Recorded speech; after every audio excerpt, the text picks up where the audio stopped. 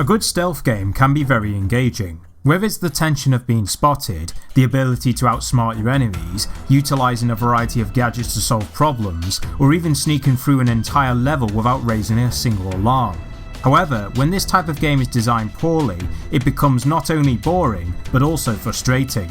Developed by British developer Blue 52 and released in 2005 for the PlayStation, Xbox and the PC, Stolen is a poorly made game that doesn't do anything new in the stealth genre in order to stand out from other titles. Why is this game poorly produced? Let me tell you why. For years, crime thrived under Morgan's reign, but no more.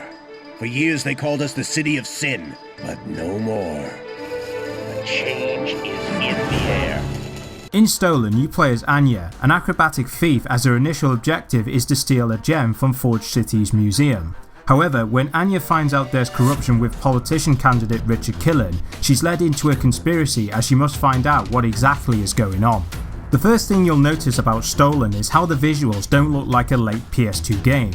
Not only the character models have little attention to detail, but also the environments are so bland to the point where they're practically interchangeable in their layout and design. Additionally, each level you visit is nothing more than an excuse for the story to try to give context of what is going on. And speaking of the story, the character Anya is an individual who's supposed to be considered as the greatest thief alive, which is strange since some of the lines make her sound naive in each situation. Louis, I found the server, but it's buried in the floor. I'm following the guards who took my kit right now, but I'm feeling pretty vulnerable out here without it, Louis. There's hardly any character development, which makes her status of being a master thief seem even more unbelievable. Aside from Anya, you'll encounter other characters throughout the story, but like the protagonist, they're ultimately forgettable, as most of them have no personality to justify their presence. Not to mention the voice acting isn't stellar. It isn't bad, but it's evident there was little effort made into this area of the game. The music is also where the game severely falls short. Ian Livingstone, a British composer, produced the music for Stolen, as he also worked on other video game scores such as Star Trek Invasion, Starlancer and the Codemasters F1 series. However, not only are there only 3 tracks in the entire game, which makes it very repetitive to listen to, but also the music lacks any personality to immerse you into its world.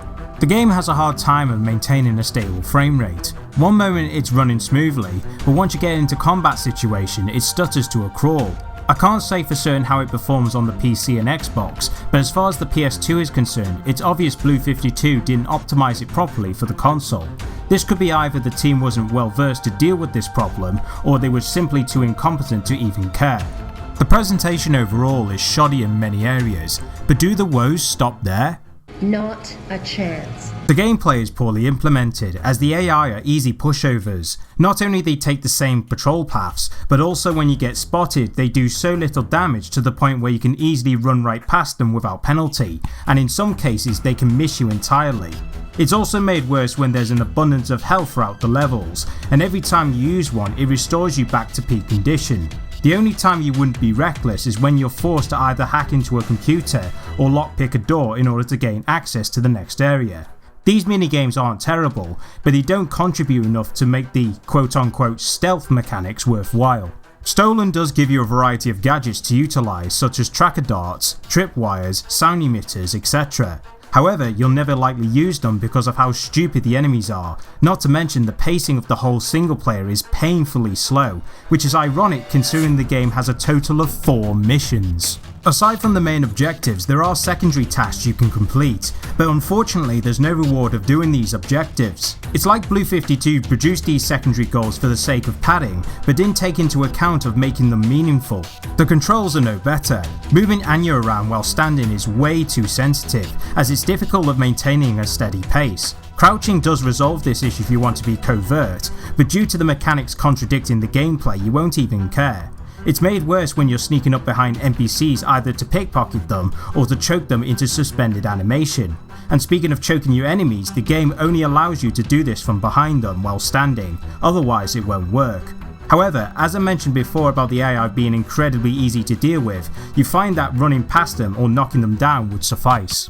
From time to time, you'll have to switch between from third person to first person perspective when it comes to your gadgets, but aiming your weapon feels unnatural, and it doesn't help that you can only switch between ammo types through a menu screen. There's no option to do it on the fly. The camera is more of a hindrance than a help, as it sometimes restricts your field of view.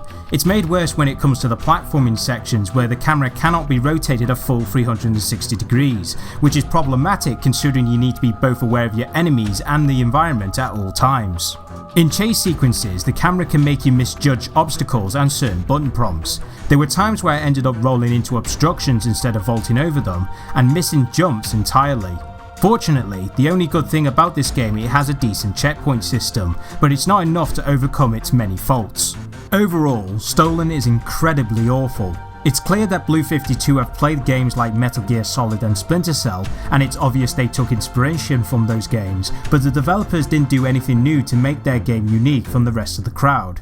Add to the fact it has a forgettable story, shoddy game design and uninspiring visuals, Stolen comes off as a tryhard than a new IP. If the game was taken more seriously from the developer's perspective, it could have been a fun game, but sadly this thief has been caught red-handed.